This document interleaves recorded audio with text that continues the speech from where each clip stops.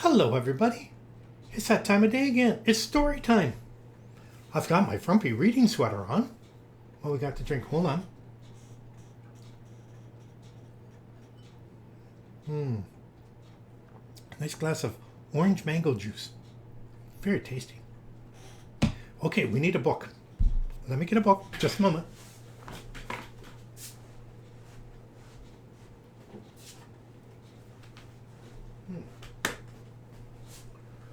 Okay, I need some reading glasses here. What we got? Let's see.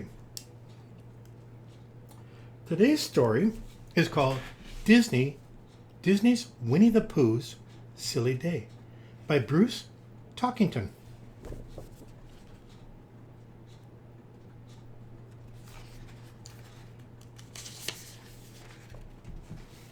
Rabbit had called a meeting. Everyone in the 100-acre wood knew that Rabbit didn't call meetings unless something very significant was afoot.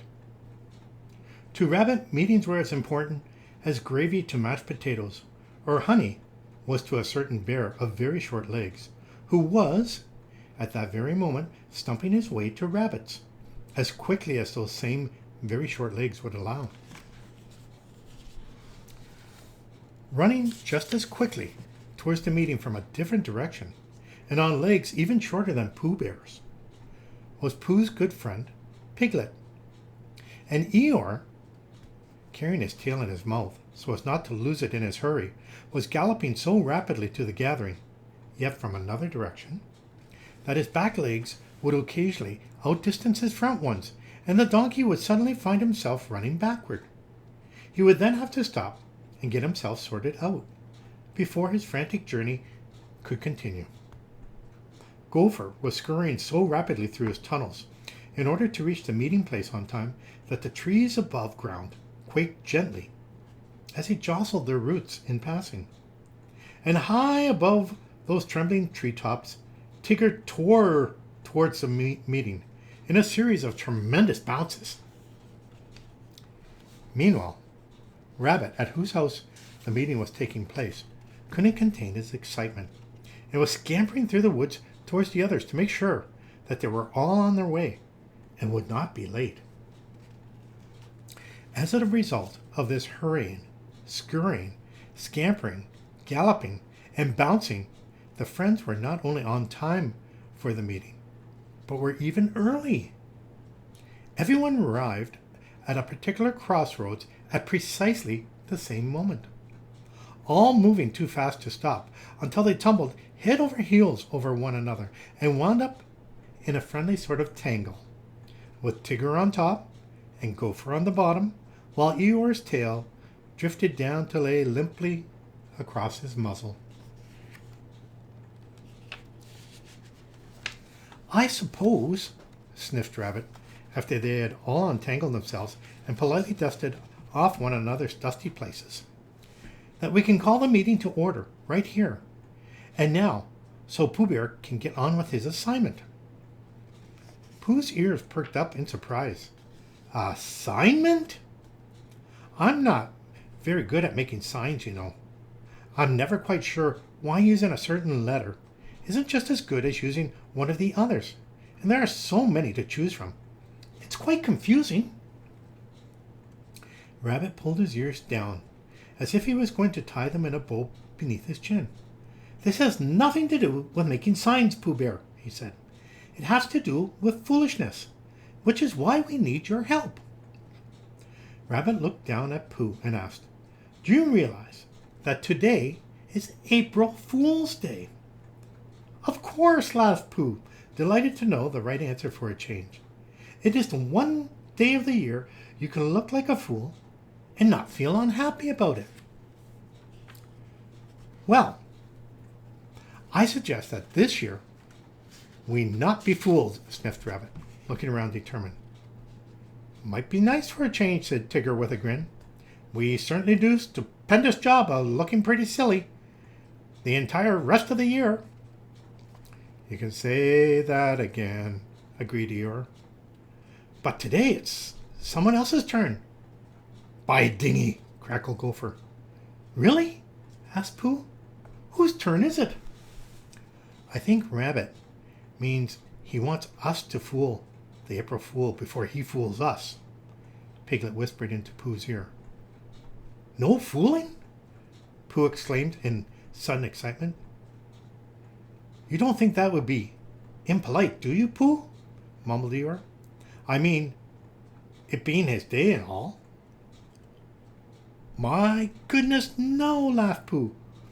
Who would enjoy being fooled more than the April Fool, especially on April Fool's Day? Pooh leaned in close to his friends and whispered, How are we going to do it? Rabbit whispered back, You're going to find the April Fool and bring him to my house. I am? Said Pooh in amazement. But be careful, Pooh, warned Piglet, giving his friend's hand a tight squeeze. I've heard the April Fool can look like anybody. He can? Gasped Pooh. Absolutely, whistled Gopher. That's how he fools ya. Don't worry, Pooh boy, Tigger assured Pooh with a slap on his back. You'll find him. Nobody knows more about foolishness than you do. As the others hurried off to Rabbit's house to prepare their surprise for the April Fool, Pooh scratched his head furiously with both hands. It didn't help. He hadn't the faintest idea of where to start looking for the April Fool, or what to do with him if he found him.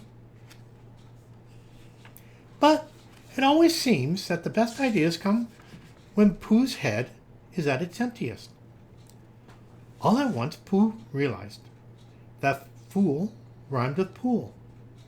Not one to question sudden inspiration, he wouldn't have known what to ask it anyway. Pooh proceeded immediately to the largest collection of water in the forest, a quiet pond near the river. As Pooh cautiously crossed from one side of the pool to the other on a series of stepping stones, the one that happened to be a turtle and not a rock tipped him head first into the water. Sitting on the bottom of the pool, Pooh was, needless to say, thoroughly disappointed. There was not a single fool to be found. Only fish, who Pooh knew were not the least bit foolish, because they spent so much of their time in schools. So Pooh began to look in places that didn't rhyme with fool. All he found in a cave were some pesky echoes that loved to make fools of people, but were not precisely foolish themselves. They were not precisely anything, really, except a lot of noise, and Pooh, who was very well acquainted with the likes of Rabbit and Eeyore and Owl, knew that a lot of noise didn't make one foolish, most of the time. And the bats, that all this noise awakened, hadn't any interest in fools, only in chasing Pooh away so that he could go back to sleep. Pooh managed to escape by plunging back into the pool and sitting on the bottom until the flying grumps returned to their napping. And when Pooh poked his nose into a certain large hollow tree, he was suddenly swamped by an avalanche of acorns left over from the squirrel's winter storage. Slipping and sliding as the nuts rolled treacherously under his feet, Pooh suddenly found himself sitting down hard in the pool once again. Exhausted and quite damp, Pooh scrunched his face up into a painful frown because he knew he had to think of something to do, and that wouldn't happen unless his face was pushed into the correct shape for it to take place. Pooh was positive his friends were right in thinking that he could find the April Fool, because foolishness was, after all, something with which he had a great deal of experience. Besides that, he couldn't remember his friends ever being wrong. He also couldn't remember what he had for breakfast. But that didn't matter, because it was time to get to the bottom of things, which is why he sat down in the first place. Pooh sighed and unscrewed his face. Perhaps I should go to Rabbit's house and ask for help. he said to himself, but he immediately shook his head. No, that would be foolish. They're busy getting ready to fool the April Fool. All at once, Pooh sat up straight, and a smile lit on his face. If it's foolish to go to Rabbit's house, Pooh exclaimed, then that's where the April Fool will be. Pooh jumped to his feet and waded to shore. I'm sure to be right, because, if I do say so myself, that's a pretty foolish idea. So foolish, in fact, that I don't even know what I'm talking about. Without wasting another moment, Pooh set off as fast as his dripping legs could carry him. At Rabbit House, everyone was ready for the arrival of the April Fool. Rabbit had set out a large bucket of water over his front door to spill on the Fool's head when he entered. Piglet was nearby with a very small, yet tasteful cream pie he'd made from his favorite recipe to toss in the Fool's face. Off to one side stood Tigger with a huge pepper shaker to sprinkle on the Fool's nose and make him sneeze. A small rag rug was at the entrance, was clamped firmly in Eeyore's mouth to be yanked out from under the Fool's feet. Finally, Gopher was prepared to spill a bag of fluffy feathers that would cling to the damp Fool and cause him to resemble a giant chicken. The gang was ready for everything, except for what happened next. The front door flew open, and there stood Winnie the Pooh, shouting, "April Fool!" at the top of his voice. The horrified rabbit tried to save Pooh from the falling bucket of water, but succeeded only in getting it jammed over his own head, which caused him to stumble about blindly.